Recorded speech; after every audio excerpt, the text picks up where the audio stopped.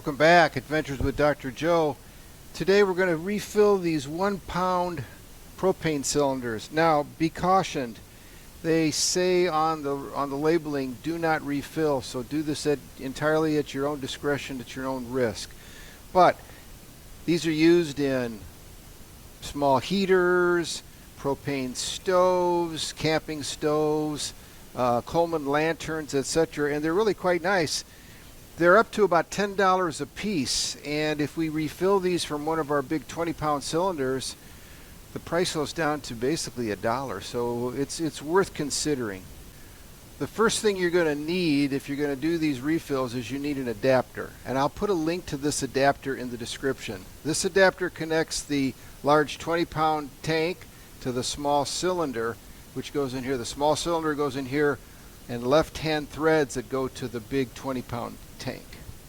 So the first thing you're going to want to do is take this adapter and take your cylinder, and we're going to screw the adapter into the cylinder to empty it. And there's just the teeniest bit of gas left in there. Now, to maximize the fill, we're going to put our cylinder in the freezer. Now, why would you do that? Well, because you're going to actually condense everything and actually create a small vacuum on the inside of the cylinder, which will allow it to bring in more liquid propane. This cylinder is referred to as a 20-pound cylinder, but it's really not 20 pounds. Empty, these weigh about 13.5 pounds.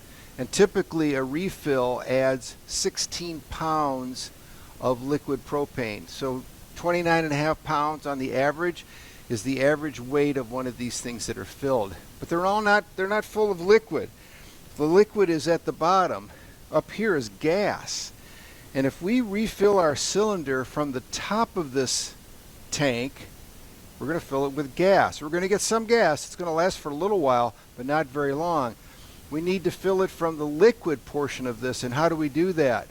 We turn it upside down. And by turning this cylinder upside down, now everything that comes out of the nozzle should be the liquid propane, and that's going to give us the longest fill, the best fill, and the longest use of those 1-pound cylinders, and that's how we're going to do this. To connect this adapter to the cylinder, it has left-hand internal threads. These external threads are the threads we use. Connect this to a grill, a barbecue, a propane heater, other things. They have the large, thick threads that go on the outside of this. But this refill, and what happens when you get this filled at the propane dealer, if you do, is they have a left-handed thread, and this basically you're moving this in the way that typically we loosen things. So this we're going to secure pretty strongly. We've already released the gas on the 1-pound cylinders. We're going to tighten this up in anticipation of filling that 1-pound cylinder. So to tighten this, I've got an adjustable wrench. We're going to tighten it basically in the same direction we would normally turn something to loosen it. But this is tightening it so there won't be a leak. Okay, that's secure. Once our cylinder is out of the freezer, then this gets threaded back on here, normally tightening it. Okay, this is the typical normal way we do this. And then we need to flip this whole thing upside down, because if we open this up now, it'll just fill this cylinder with gas, and it doesn't have much longevity. For this to last a long time, it needs to be filled with liquid propane. So I'm going to flip this upside down. So I have the cylinder upside down. I'm going to reach in here and open this up. Listen.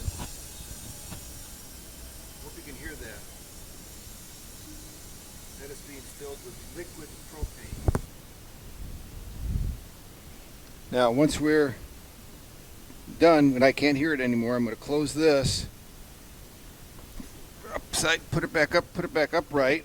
And then when I release this, there'll be a small loss of gas. There it goes. Well, it's got a lot of propane in it. This was successful. So we're going to take the adapter off by turning it in a direction that you would think would be tightening it, but it's not. It's loosening it because of the left-hand threads.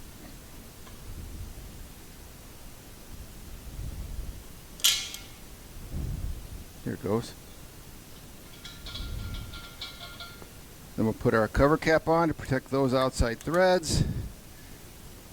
And we're done refilling that cylinder. If you were to weigh this can now, it weighs about a pound more than when we started. And you can check that when you do it yourself by just checking this on a scale. But that's basically it. That would allow you to reuse these kind of forever until this valve in here fails, which is pretty robust, I have to say that. Whether it's a Worthington, a Coleman, the other brands, they're really quite good. So again, thank you for watching. This will give you greater longevity with your cylinders and save you a lot of money. Consider subscribing. Please click like. It helps the channel a lot. Comments are welcome and always responded to. Thank you very much.